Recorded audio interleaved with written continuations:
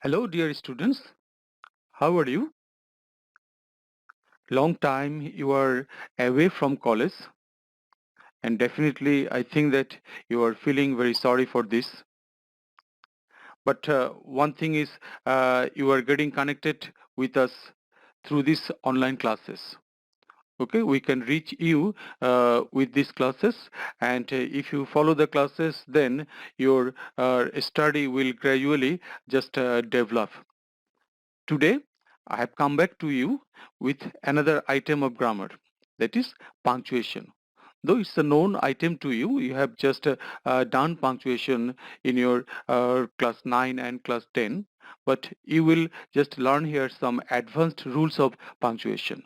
Okay, so I will ask you to follow the class very attentively, and then you will just come to know that various types of advanced rules of punctuation. So let us go and see. So dear students, our today's topic is punctuation. And first we have to know what is punctuation. Okay, so punctuation marks are symbols or signs that indicate where pauses, stops, questions, omissions, interruptions, and other forms of expressions occurred in our writing. So we use different types of punctuating marks actually in different cases. Sometimes we have to pause and then we use a punctuating mark. We have to stop. We use a different punctuating mark. We have to ask a question. We have to use a different punctuating mark. So in this way, we use various types of punctuating marks and we will know about them. Okay, so a question may arise that what are the most common punctuation marks? Well, so the most common punctuation marks in English are capital letters. Well, remember, so capitalization, that is a type of punctuation. Well, then full stops, question marks, commas, colons, semicolons, exclamation marks, and quotation marks. These are the common punctuation marks, remember. Well, capitalization or capital letters, then full stops, question marks, commas, colons, semicolons, exclamation marks, and quotation marks. Okay, so in order to use these punctuation marks, we have to follow certain rules and conventions. And if we just know the rules and conventions very well, then we will feel no problem actually in using these punctuation marks. So our first concern is to know the rules and conventions very well.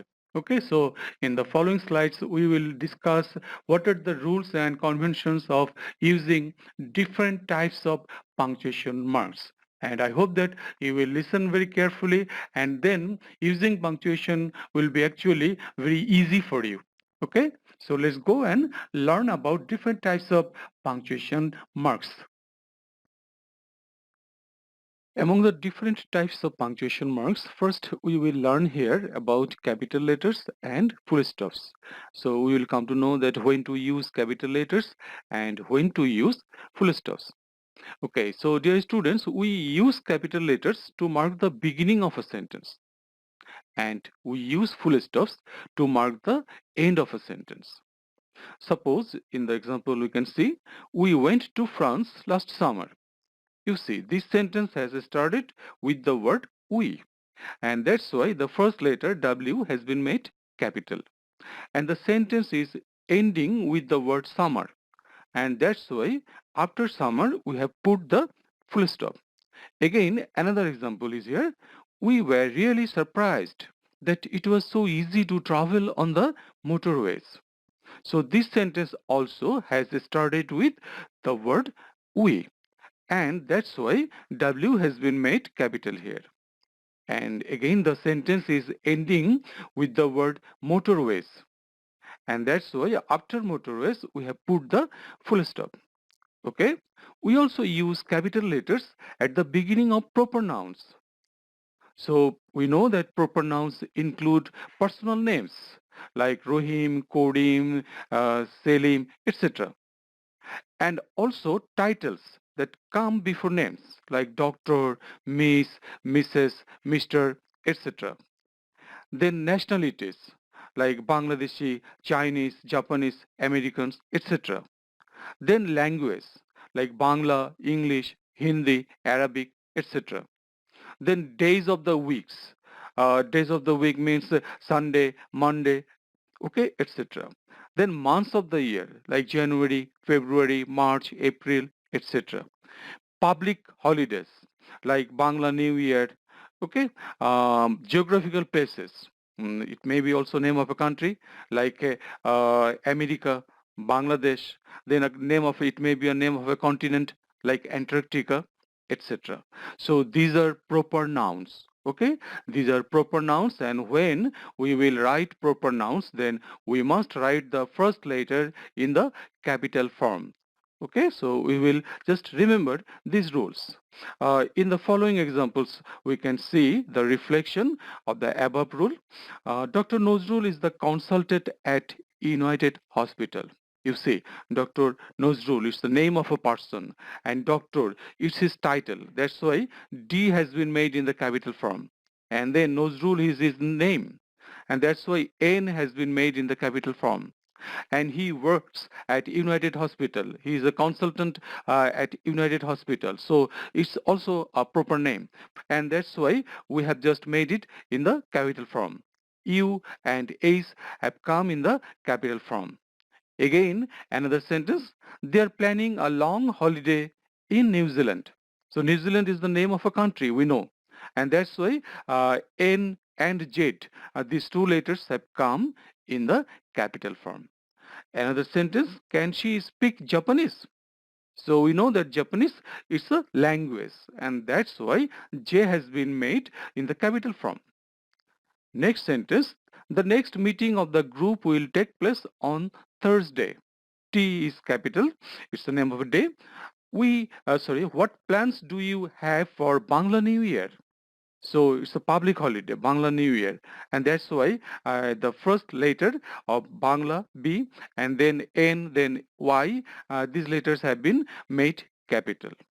So we have known that in case of writing proper nouns, okay, other than the beginning of the sentence, in case of writing proper nouns, we have to use capital letters. Okay, remember this. Okay, we also use capital letters for the titles of books.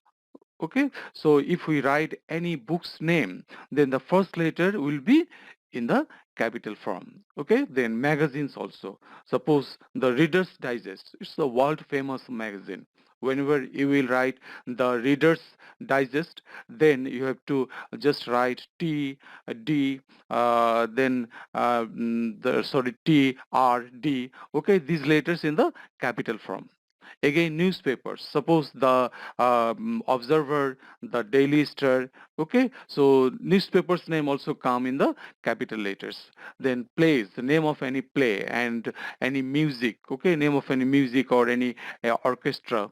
So these names should come in the capital form. As in the example you see, the Daily Star is a daily English language newspaper in Bangladesh. Okay, so the daily star TDS, these letters have come in capital form.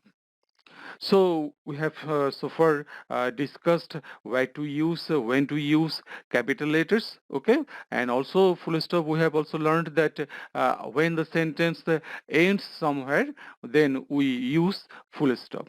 But in addition to closing sentence, we also use full stops in initials for personal names, like A.K. Mujumdar. Actually, that person's name is Abul Kalam Mujumdar. But he writes the short form AK. First two words he has made short with A and K, and that's why after A we put a full stop, and after K we also put a full stop. Okay, another name is G.C. Roy. So G.C. Roy stands for Govindo Chandra Roy. Okay, but after G we put a full stop, and after C we put a full stop. So this is another use of full stop we have known. Okay, remember this.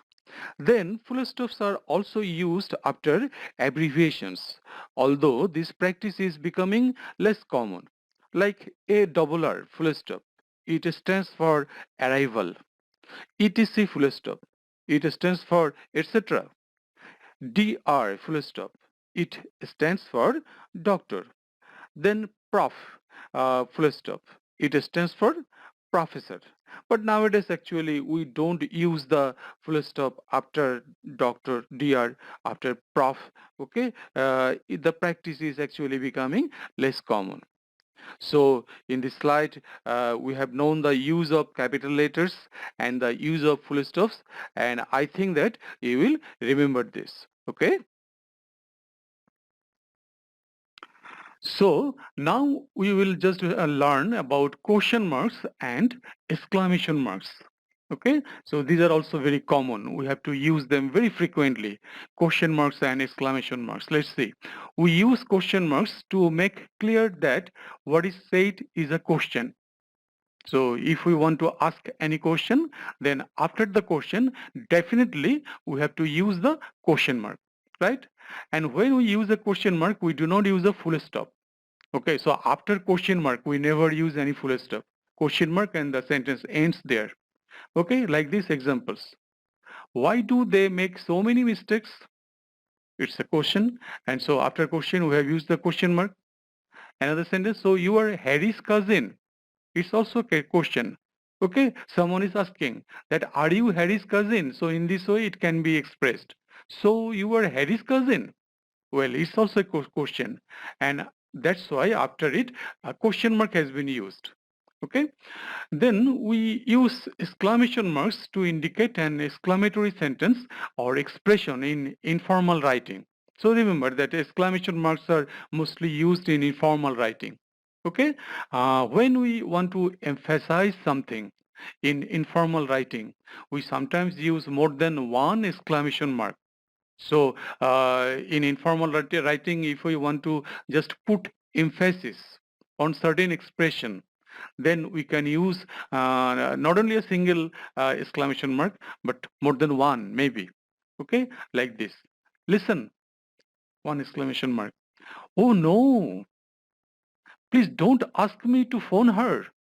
She will talk for hours. So three exclamation marks have been used. Why?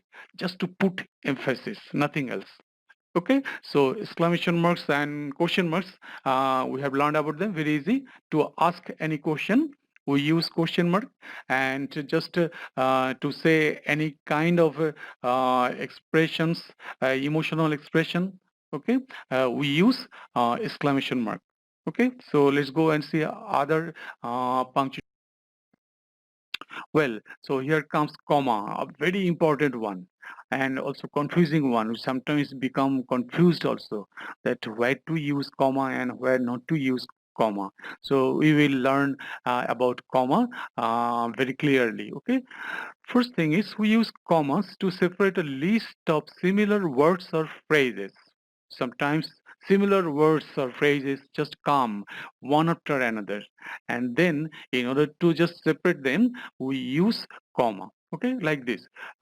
It is important to write in clear, simple, accurate words. You see, in this sentence three adjectives have been used: clear, simple, accurate, and they're of course similar type, and that's why after clear we have used a comma, and then after simple we have also used a comma. Okay, but after accurate we didn't use comma because it is the last one. So after the last one we didn't use any comma. Okay, come to the next example. They were more friendly, more talkative, more open than last time we met them. So again, you see that similar types of words, they are adjectives: friendly, talkative, open. Okay, so we have used comma after friendly and after talkative. But after the last one, more open, we didn't use comma. Okay, then we do not normally use a comma before and at the end of a list of single words. Okay, like this, you see, they traveled through Bulgaria, Slovakia, and the Czech Republic, and the and Poland. Sorry, we traveled through Bulgaria, Slovakia, the Czech Republic, and Poland. That means, you see, before and, we didn't use any comma. But remember, in American English, it is a convention because before and the Americans use comma, but the Britishers do not use comma before and. Okay, like this sentence, you see, we took bread, cheese, and fruit with us. So in American English, a comma is used after cheese. That means before and, a comma is used. But in British English, you will never see this. Okay, that before and they don't use comma. But in American English, they use comma. And you may just ask that, yes, then which one we should follow? Yes, academically, still we are following the British English, so we should follow the British English. Okay, then we use commas to separate words or phrases that mark where the voice would pause slightly. Okay, so we have to know that where we are just taking a small break, then we use comma. If we take a small break in a sentence somewhere, then we put a comma there. Okay, so in the following sentences, we see the examples. I can't tell you now. However, all will be revealed tomorrow at midday. So you say, after, however, we have used a comma because we have taken a break here. Okay, so it is also a convention that in the sentence, if however comes in the beginning, then after however, we usually use the comma. Okay, then next sentence, we had, in fact, lost all of our money. So again, in this sentence, we have used comma before in fact and after in fact. That means in fact has been put actually in between two comma. Okay, then another sentence, James, our guide, will accompany you on the boat across to the island. So you see, actually our guide is a noun phrase, and this noun phrase actually giving information about James, it is called appositive. And so these appositives are just put in the sentences after noun in between comma, two commas. Okay, in the beginning there is a comma, and after it is coming to an end, then there is also a comma. So when we are using appositive in a sentence, we have to put it in two commas, okay, before and end.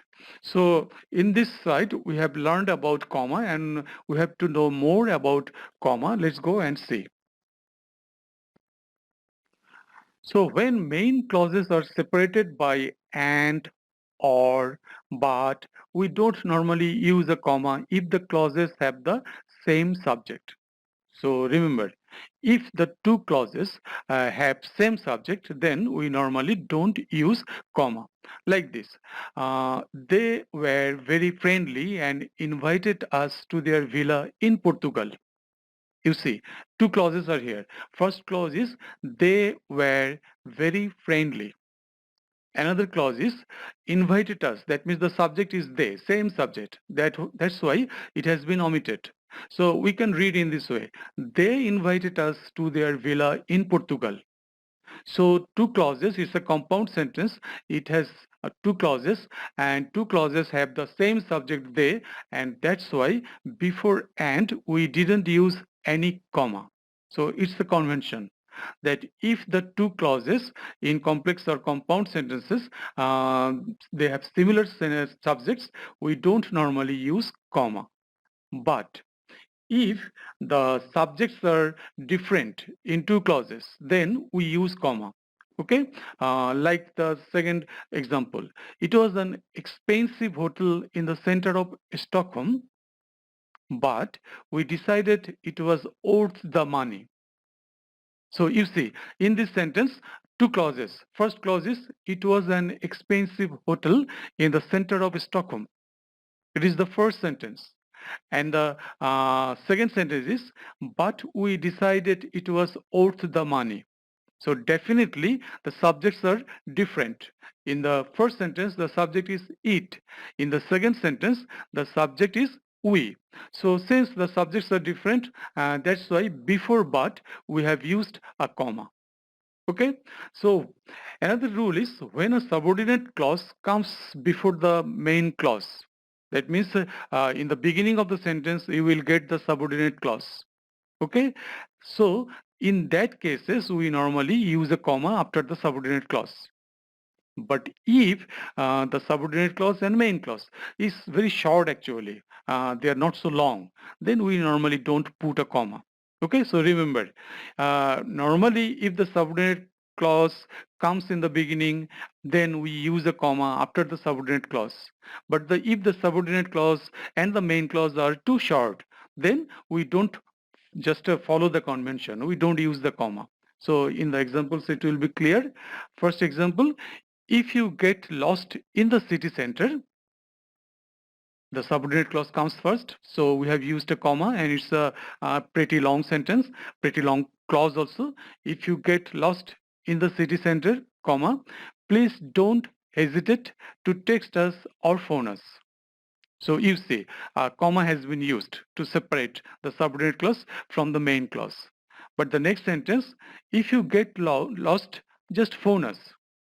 You see, this is a very small sentence and the subordinate clause is also very short. If you get lost, this is the subordinate clause and the principal clause is just phone us. So the sentence is very short actually. That's why after the subordinate clause, we didn't use any comma. Okay, so this is about the rules of using comma. Actually we have some more rules to use comma, and also we have to learn about some other punctuation marks, but not in a class. We will just gradually teach you all the other punctuation marks. Okay, so today that's now. So girls, so far I have discussed various rules of punctuation marks, and I think that you have learned them. The class will be on the website, so you can just follow it again and again. You can open it and you can listen to the class again and again, and in this way you can learn the rules, okay, very well.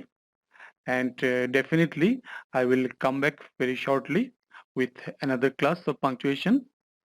And until then, you will stay safe at your home. You will continue just studying. In this moment, nothing to do actually. We hope that situation will improve very shortly, and we will be able to just come back to our dear college, dear classroom. Okay, so thank you very much. Stay safe. Thank you very much.